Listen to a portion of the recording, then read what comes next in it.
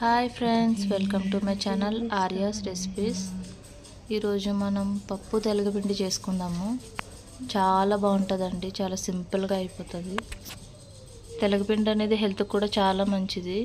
నేను చెప్పిన విధంగా చేయండి, టేస్ట్ అనేది చాలా బాగుంటుంది. సో ఈ ఆంధ్ర పప్పు తెలగపిండిని చేసేసుకుందామా? Start చేసేద్దామండి process. ఒక చిన్న కప్పున్నర అయితే కందిపప్పు తీసుకోండి. కందిపప్పు, పెసరపప్పు, ఎర్రపప్పు నేను 3 మిక్స్ చేసుకుని స్టోర్ చేసుకుంటాను. టేస్ట్ బాగుంటుంది 3 కలిపి, అందుకే కలిపి పెట్టుకుంటాను. మీరు కందిపప్పు విడిగా తీసుకుని వండుకోవచ్చు.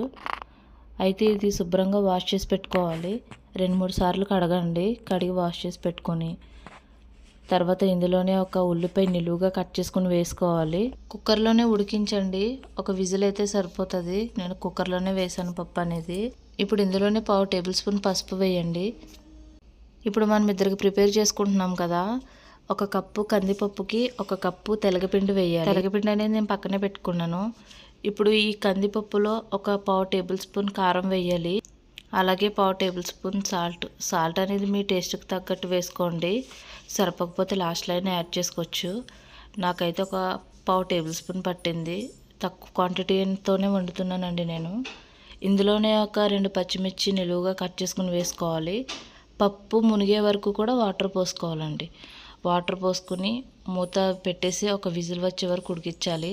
2 విజిల్స్ రానివ్వద్దు. పప్పు మొత్తం ఉడికిపోకూడదు, కొంచెం 50% ఉడకాలి. తర్వాత మనం తెలగపిండి వేసి కలుపుతాం కదా, అప్పుడు ఉడికిపోతుంది. 1 విజిల్ అయితే సరిపోతుంది. ఇప్పుడు మనం దించేసుకుని ఇందులో వాటర్ పోసుకోవాలి. మనం పప్పు ఉడకడానికి మాత్రమే వాటర్ వేసాము. ఇప్పుడు తెలగపిండి ఉడకడానికి పోయాలి వాటర్.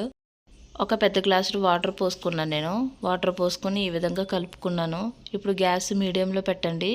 కొంచెం వాటర్ మరిగే వరకు కూడా ఉంచండి. వాటర్ ఈ విధంగా మరగాలి. చూడండి, మరుగుతున్నాయి కదా. ఇప్పుడు మనం 1 కప్పు తెలగపిండి తీసుకోవాలి. 1 కప్పు కందిపప్పు తీసుకున్నాం కాబట్టి 1 కప్పు తెలగపిండి అనేది తీసుకుంటున్నాం కదా. చూడండి, తెలగపిండి అనేది ఈ విధంగా ఉంటుంది. తెలగపిండి అనేది అందరికీ తెలియదండి, కొంతమందికే తెలుసు. చాలా హెల్త్ బెనిఫిట్స్ ఉన్నాయి దీనివల్ల. సో మనం పప్పులో వండుకుంటే చాలా బాగుంటుంది. ఇప్పుడు నీళ్ళు మరుగుతున్నాయి కదా, ఆ నీళ్ళు మరుగుతున్నప్పుడు ఈ తెలగపిండి వేసేసుకోవాలి.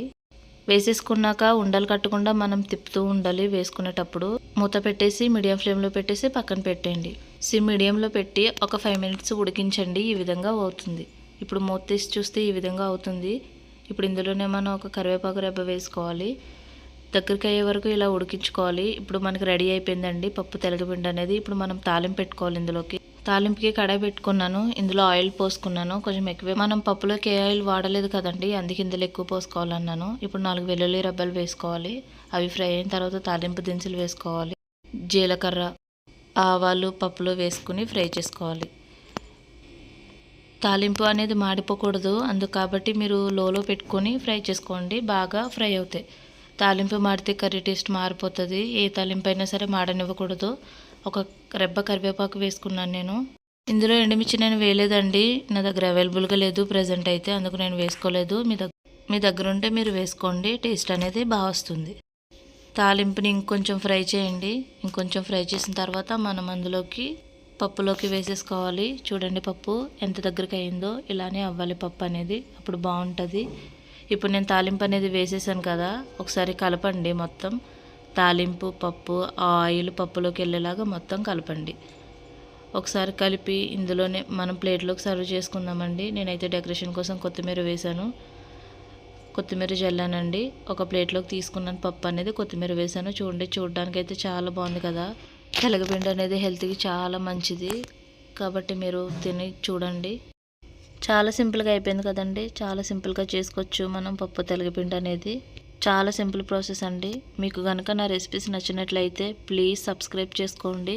మా ఛానల్ని సపోర్ట్ చేయండి, లైక్ చేయండి. ఇంకా మీకు ఏం రెసిపీస్ కావాలో కమెంట్ చేయండి. తెలగపిండిలోనే మీకు ఏ రెసిపీస్ కావాలో చెప్పండి, ఆ రెసిపీస్ నేను చేయడానికి ట్రై చేస్తానండి. చూడండి, పప్పు అనేది ఇలాగ 50% ఉడకాలి, మొత్తం ఉడకొద్దండి. స్మాష్ అయిపోతే మొత్తం బాగోదు. ఈ 2 కాంబినేషన్ ఇలాగే ఉండాలి, బాగుంటుంది. చూడడానికి అయితే చాలా బాగుంది, యమ్మీగా ఉంది కదా. వేడి వేడి అన్నంలో వేసుకొని తింటే చాలా బాగుంటుందండి, నెయ్యి వేసుకొని తింటే. Thank you for watching. Bye.